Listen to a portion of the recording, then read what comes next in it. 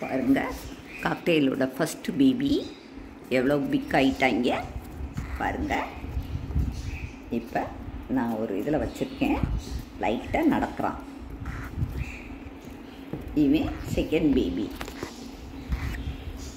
இவனும் அப்படி சாயிறான், கொஞ்சம் லைட்டாக நடக்கிறான்.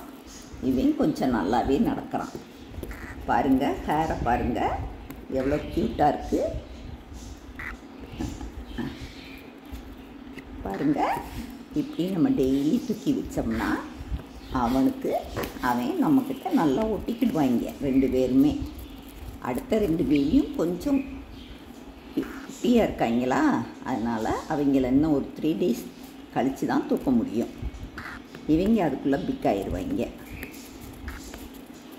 இந்த இப்படி கொடுத்தோம்னா கொஞ்சம் கொஞ்சமாக நம்ம கையில் ஏறுவாங்க.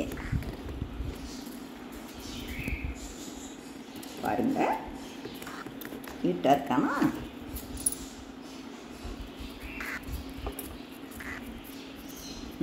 பார்க்குறானா? இப்போ தான் அப்பாட்ட சாப்பிட்டு முடித்தாங்க, அதான் தூக்கிட்டு வந்துட்டேன்.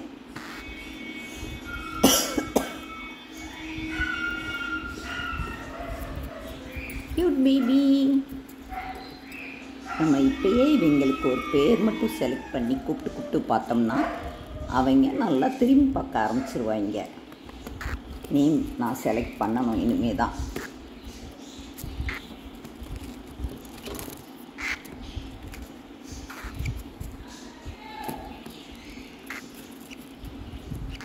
இது ஃபஸ்ட்டு பேபி 18 days, அது செகண்ட் பேபி 15 days ஆகுது. இதெல்லாம் ஒரு 3 நாள் 4 நாள் கழித்து பிறந்ததுக தான் அடுத்தடுத்து.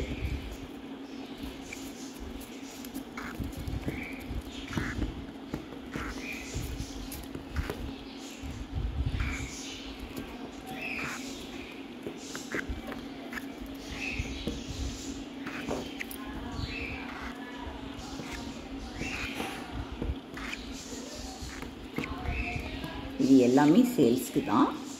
இன்னும் ஒரு 15 days கழித்து ரெண்டையுமே அடுத்தடுத்து சேல்ஸ் பண்ணலாம். இன்னும் முடி வளர்ந்த பிறகு ரொம்ப க்யூட்டாக இருப்பாங்க. Cute babies.